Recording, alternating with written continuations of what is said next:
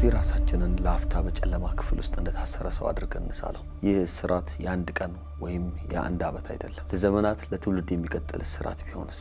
ከኛ በፊት የነበሩ አባቶቻችንና እናቶቻችን ነቢያትና ነገስታት ሁሉ በዚህ ጨለማ ውስጥ ሆነው ብርሃን እንዲወጣ ቢመኙና ሳይሳካላቸው ቢቀርስ?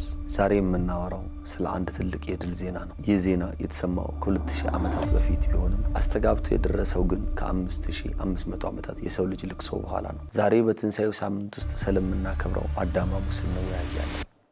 ይህ ዕለት የአንድ ጥንታዊ ሰው ታሪክ ብቻ አይደለም። የኔና የናንተ የዘር ግንድ የሆነው የአዳም ከውድቀት የተነሳበት የሰው ልጅ ተስፋ ፍሬ ያፈራበት ታላቅ ቀን ነው። ዛሬ በዚህ መርሃ ግብራችን አዳም ሐሙስ ለኛ ምንድነው? አዳም ለኛስ ምንድነው? ከቤተክርስቲያን ሊቃውንትና ከመጽሐፍ ቅዱስ ምስክርነት ጋር እያገናኘን በታሪክና በምስጢር መካከል ተጉዘን በጥልቀት እንወያያለን። እስከ መጨረሻው አብራችሁን ቆዩ። ክርስቶስ ተንሥአ እሙታን በአብይ ኃይሉ ስልጣን አሰሮ ለሰይጣን አግዓዞ ለአዳም ሰላም እምይእዜሰ ኮነ ፍስሐ ወሰላም።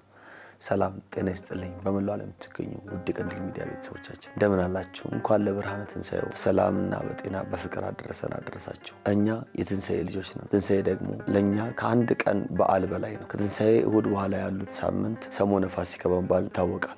በእነዚህ ቀናት ውስጥ ቤተክርስቲያናችን የሰው ልጅ ከውድቀት ወደ ክብር የተመለሰባቸውን ታላላቅ ምስጢራትን የሚያወሱ ሐሳቦችን እያነሳች ስያሜዎችን እየሰጠች በየቀኑ ትዘክራለች። እያንዳንዱ ቀን ደግሞ የራሱ የሆነ ትርጉም አለው። ከዚህ ቀደም እንደተናገርነው ሰኞ ማዕዶት ወይም መሻገሪያ፣ ማክሰኞ ቶማስ፣ ረቡዕ አልዓዛር እያለን ቀጥለናል። ዛሬ የደረስንበት ደግሞ ሐሙስ የአዳም ሐሙስ ይባላል። ለምን አዳም ተባለ? አዳምስ ዛሬ ለኛ ምን ትርጉም አለው? እኛስ በዚህ ዕለት ውስጥ ራሳችንን እንዴት እናገኘዋለን? ዛሬ ይህንን ታላቅ ምስጢር የመጽሐፈ ግብረ ሕማማትን ከበዓል በኋላ ወይም ደግሞ ከትንሣኤ በኋላ የሚነበበውን ማዕከል አድርገን የሊቃውንቱን ትምህርት መሰረት አድርገን አብረን እንወያያለን። ሁላችሁም መርሃ ግብሩን ላይክ አድርጋችሁ እንድትጀምሩት፣ ሼር እያደርጋችሁ እንድታካፍሉ። በተለይ ደግሞ ይህ ወቅት እንደምታውቁት ሁላችንም ጾሙን ጨርሰን ስንወጣ እጅግ ብዙዎቻችን እይታችንም ሆነ ጆሮአችን ወደ ሌላ ነገር ነውና ከመንፈሳዊ ነገር ላይ ራቅ እያልን ነው። እይታችንም ትንሽ ቀነስ እያለ ነው። በተቻለ አቅም ሼር እያደረግን ብዙዎች እንዲያዩት እንድታደርጉ በፍቅር ጠይቃለሁ። አሁንም አብራችን ቆዩ። ወደ ርዕሰ ጉዳያችን እንለፍ። በመጀመሪያ የአዳም ማንነትና የውድቀቱን ጥልቀት እንመለከታለን። ታሪካችንን ስንጀምር ከጅምሩ አዳም ማለት የሰው ልጅ ሁሉ ወካይ የሁላችንም አባት ነው። እግዚአብሔር አዳምን በራሱ አምሳያ በክብር ፈጠረው። በገነት ውስጥ በጸጋና በክብር ሸልሞ አስቀመጠው። ትእዛዝን ሰጠው፣ ሕግን ሰጠው። አዳም የፈጣሪውን ትእዛዝ ተላለፈ። ያን ጊዜ ያገኘው ነገር ሞትና መለየት ነበር። በቤተ ክርስቲያናችን ትውፊትና በገድለ አዳም እንደሚነገረን አዳም ከገነት ሲወጣ የተሰማው ሐዘን እጅግ መራራ ነበር። ራሱን በመርገም ፈጣሪውን በመናፈቅና ለሰራው ስህተት በመጸጸት ለዘመናት አለቀሰ። ያኔ እግዚአብሔር አዳምን ብቻውን አልተወም። ርኅሩህ የሆነው ፈጣሪ ለአዳም አንድ ትልቅ ተስፋ ሰጠው። ይህ ተስፋ ከ5 ቀን ተኩል በኋላ ከልጅ ልጅ ተወልጄ አድንሃለሁ የሚል ነበር። 5 ቀን ተኩል ሲባል አዳም እንደኛ የሳምንት ቀናት መስሎት ሊሆን ይችላል። ነገር ግን በመለኮታዊ አቆጣጠር ዘንድ አንድ ቀን 1000 ዓመት ነው። ሁለተኛ ጴጥሮስ ምዕራፍ 3 ቁጥር 8 ላይ እንደምናገኘው ስለዚህ 5 ቀን ተኩል ማለት 5500 ዘመን ማለት ነው። አዳም ይህንን ቃል ይዞ ወደ ምድር ቅጣት ቦታ ወረደ። ሞት መጣ፣ ትውልድ አለፈ፣ ነቢያት መጡና ሄዱ። ነገር ግን ያ ተስፋ በሰው ልጅ ልብ ውስጥ እንደተቀጣጠለ ፍጹም ሳይጠፋ ቆየ። እግዚአብሔር የዘገየ ቢመስልም የገባውን ቃል ኪዳን ግን ፈጽሞ የማይረሳ ነውና ጊዜው ሲደርስ እግዚአብሔር የሚወደውን አንድያ ልጁን ወደ ምድር ወደ ሰው ልጆች ላከ። ሞትና ትንሣኤው ደግሞ የዚህ ሁላ ዘመን ለቅሶ ማብቂያ ሆነ። ታዲያ ከትንሣኤ በኋላ ያለው የመጀመሪያው ሐሙስ ከአዳም ጋር ምን ያገናኘዋል ብለን እንጠይቅ ይሆናል። ክርስቶስ በመስቀል ላይ ቅድስት ነፍሱን ከቅዱስ ሥጋው በለየ ጊዜ በዚያች ቅጽበት ወደ ሲኦል ወረደ። ይህንን ጊዜ ቅዱስ ጴጥሮስ በወህኒ ለነበሩ ነፍሳት ሄዶ ሰበከላቸው ብሎ እንደተናገረ በአንደኛ ጴጥሮስ ምዕራፍ 3 ላይ በዚህች ዕለት አዳም ከሲኦል እስራት ወጥቶ ወደ ገነት የገባባትን ምስጢር እናስባለን። የአዳም ሐሙስ የአንድ ሰው ብቻ ሳይሆን የሰው ልጆች ተፈጥሮ ሁሉ ክብር ያገኘበት ዕለት ነው። ምንም ዕለቱ በዕለተ ትንሣኤ በዕለተ እሁድ በማዕዶት ቢሆንም ነገር ግን የቤተክርስቲያናችን ሊቃውንት በዋነኝነት ስለዚህ ጉዳይ እያነሳ እንድንወያይበት መታሰቢያ ይሆን ዘንድ ይህንን ዕለት ሰጥተውናል። አዳምም የአዳም ሐሙስም ተብላ ተጠርታለች። ወደ ቀደመ ክብሩ የተመለሰው እኛ በእርሱ በኩል ወደ እግዚአብሔር መንግሥት መመለሳችንንም እንዲያረጋግጥልን ነውና ይህ ዕለት የሐዘን ልብስ አውልቀን የደስታ ልብስ የለበስንበትን የባርነት ሰንሰለት ተበጥሶ የልጅነት ነፃነት የታወጀበትን ታላቅ ቀን እናስብበታለን። ነገር ግን እኛ ስንበድል ምን ይሆናል?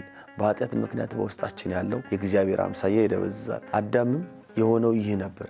ጸጋው ሲገፈፍ ራቁቱን እንደሆነ አየ። በፍርሃትና በጭንቀት ተሞላ። ነገር ግን ትንሣኤው ይህንን የደበዘዘ አምሳያ አደሰው። አዳም ሐሙስ የሰው ልጆች የታደሰበት ዕለት ነው። በክርስቶስ ትንሣኤ አዲስ ፍጥረት ሆንን። ሐዋርያው ቅዱስ ጳውሎስ በሁለተኛ ቆሮንቶስ ምዕራፍ 5 ቁጥር 17 ላይ እንደሚናገረው ማንም በክርስቶስ ሲሆን አዲስ ፍጥረት ነው ይላል። ይህ አዲስ ፍጥረት መሆን የሚጀምረው ደግሞ ከአዳም ነው። አዳም ከሲኦል ወጥቶ ወደ ገነት ሲገባ የእኛም ነፍስ ከኃጢአት ባርነት ወጥታ ወደ ቅድስና የምታደርገው መንገድ ተከፈተ። ስለዚህ ዛሬ ስናከብር እኔ የአዳም ዘር ነኝ፣ ነገር ግን በክርስቶስ ትንሣኤ የታደስኩኝ ነኝ ብለን ልናስብ ይገባል። በተጨማሪም አዳም ሐሙስ የሰላም ዕለት ነው። በሰውና በእግዚአብሔር መካከል የነበረው ጥል አብቅቷል። ጌታችን ከተነሳ በኋላ ለመጀመሪያ ጊዜ ለደቀ መዛሙርቱ ሲገለጥ ሰላም ለእናንተ ይሁን አላቸው የሚለውን በዮሐንስ ወንጌል ምዕራፍ 20 ላይ ስናገር ቆይተናል። ይህ ሰላም ለአዳም የተሰጠ ሰላም ነው። በሲኦል ሆኖ ሰላም ለእናንተ ይሁን ያለው ሰላም ማለት ነው። እኛ ለዘመናት ከፈጣሪያችን ተጣልተን ነበር፣ በፍርሃት እንሸሸው ነበር። አዳም ሐሙስ ግን አትፍሩ ታርቃችኋል የሚል የምስራችን ይዞልን መጣ። ይህ ሰላም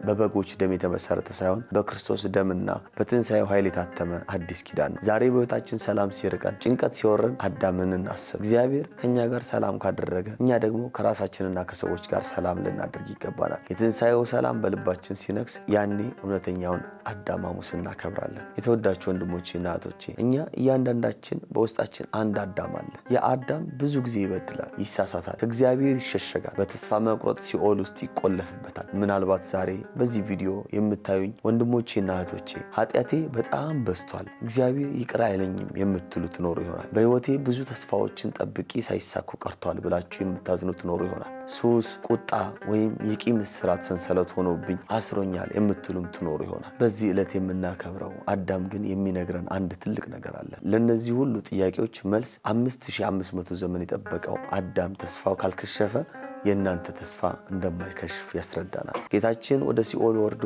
አዳምን ካወጣው ዛሬም እኛ ወዳለንበት የጭንቀትና የሐዘን ጥልቀት ውስጥ ወርዶ ሊያወጣን እንደሚችል እናምናለን። ትንሣኤ ማለት ለውጥ ማለት ነው። አዳም ማለት ደግሞ የለውጥ መጀመሪያ ነው። እኛም ዛሬ ካለንበት አሮጌ ሕይወት ወጥተን ወደ አዲሱ የትንሣኤ ሕይወት እንድንገባ ጥሪ ያደርግልናል ይህ ታሪክ ማለት ነው። አዳም ከሲኦል መውጣቱን ስናስብ እኛም በቤተ ክርስቲያን ጥላ ስር ሆነን ያገኘነውን ልጅነት እናከብራለን። የሊቃውንቱ ትርጓሜ እንደሚነግረን በዚህች ዕለት አዳም በገነት ተተክሎ የነበረውን የሕይወት ዛፍ ትሪ ኦፍ ላይፍ እንዲበላ ተፈቀደለት። ይህ የሕይወት ዛፍ ራሱ ክርስቶስ ነው።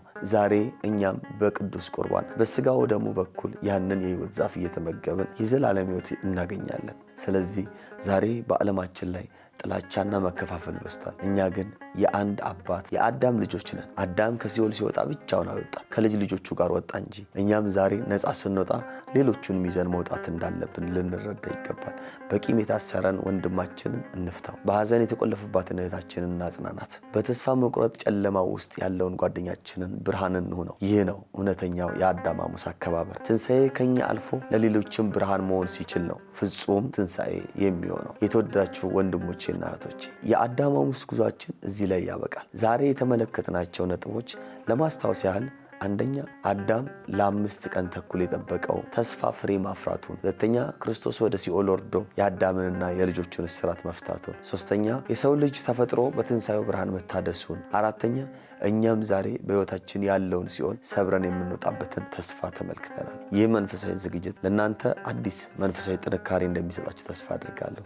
እግዚአብሔር አምላክ ለአዳም የገባውን ቃል ኪዳን እንዳልረሳ ሁሉ ለእኛም የገባውን የዘላለም ሕይወትና የሰላም ቃል አይርሳብን። በትንሣኤው ብርሃን ሕይወታችን ይበራ ዘንድ የአምላካችን የቅዱስ እግዚአብሔር መልካም ፈቃድ ይሆንልን።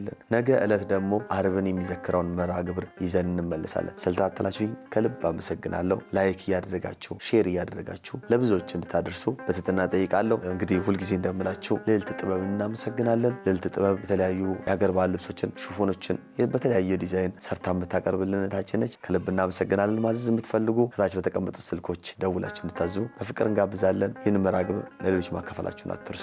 በተጨማሪም ደግሞ እናንተ የምታውቁትን ሀሳብ አስተያየት ኮሜንት እንድታደርጉልን በእናንተ አካባቢ በበዓለ ሃምሳ ውስጥ የሚከበሩትን ልዩ መርሃ ግብሮችንም ወይም ደግሞ መንፈሳዊ ይዘት ያላቸው ባህላዊ ይዘት ያላቸውንም ሀሳቦች እንድታስቀምጡልን፣ በተለይ ደግሞ አክፋ የሚባለው ዳግም ትንሣኤን አስከትሎ ምንድን ነው የሚለውን ነገር በእናንተ አካባቢ ውስጥ ያሉትን ነገሮች ጥቂት ነገር ጻፉልኝ። እኔ በእነሱ ሀሳቦች ተመርኩዤ ጥቂት ነገሮችን ለማለት እወዳለሁ።